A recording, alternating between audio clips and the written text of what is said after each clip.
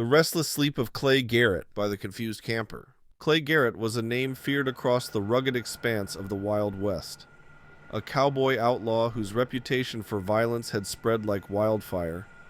His eyes had seen more blood than a river in flood.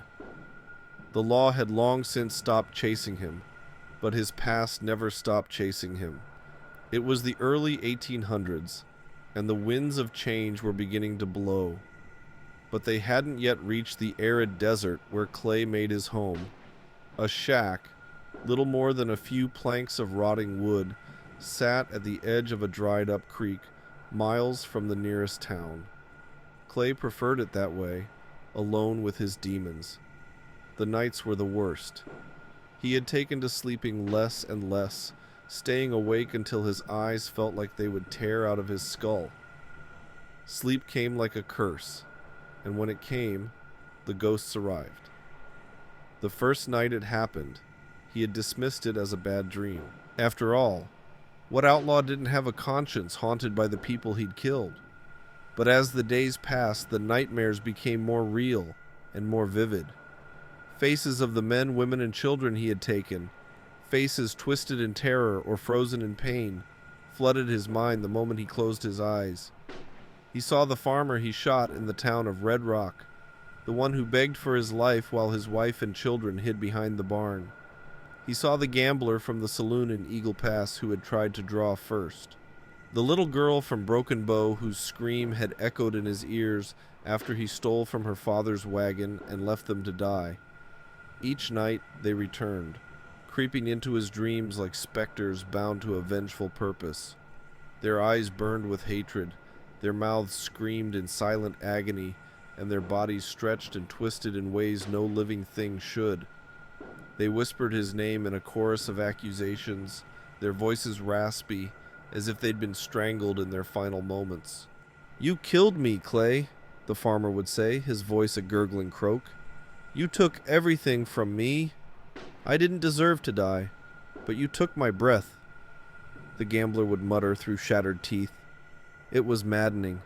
The terror was unrelenting. Clay had learned the hard way that whiskey couldn't drown the memories, and the hot sun couldn't burn them away. But even as the ghosts tormented him, something darker began to stir within him. He started to hear their footsteps at night, slow and deliberate, as if they were moving toward him from the corners of his cabin. He began to dread sleep, knowing that once he closed his eyes, he would be dragged into that endless nightmare where they waited for him. And yet, despite his terror, he couldn't stop it. The sleep came, as it always did. On the night that broke him, the ghosts were no longer confined to his dreams. He awoke with a start, drenched in cold sweat, heart racing like a stampede. The moonlight filtered through the cracks in the wall, casting long shadows across the room. But something was wrong. The air felt thick, suffocating. A heavy presence pressed down on him, as though something unseen was watching, waiting. His pulse thudded in his ears, and he could feel the hairs on the back of his neck stand up. Slowly, he turned his head, and there they were. At the foot of his bed stood the farmer, his face a grotesque mask of agony, eyes hollow as though they had been scooped from their sockets. His mouth moved soundlessly as he pointed a trembling finger at Clay. Next to him, the gambler's body was contorted, limbs twisted in unnatural angles, his broken face smirking in a way that sent shivers down Clay's spine. The little girl from Broken Bow, her tiny form soaked in blood, was standing by the door, staring at him with eyes too old for her age. But they weren't alone. Behind them, more faces appeared. Men and women he had killed over the years. Each one twisted and rotting, their bodies torn and scarred by their violent deaths. They filled the room, their eyes burning into Clay's soul. His throat tightened. He couldn't breathe.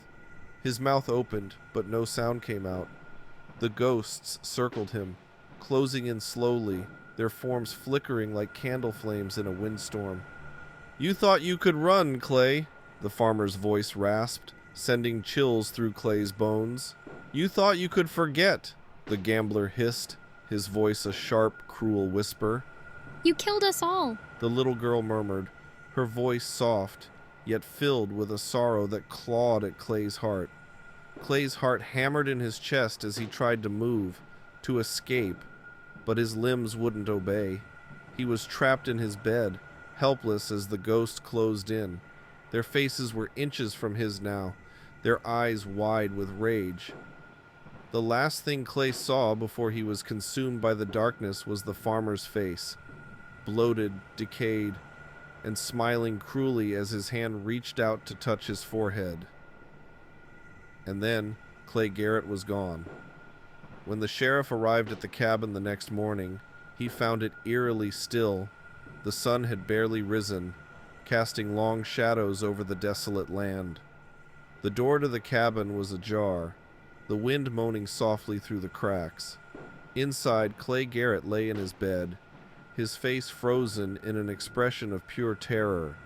But there was no sign of the ghosts, only the lingering silence, thick with the weight of vengeance fulfilled. And in that silence, one could almost hear the whispers of the dead, softly, faintly, drifting on the wind. Thanks for watching, and please hit the like and subscribe buttons for more stories.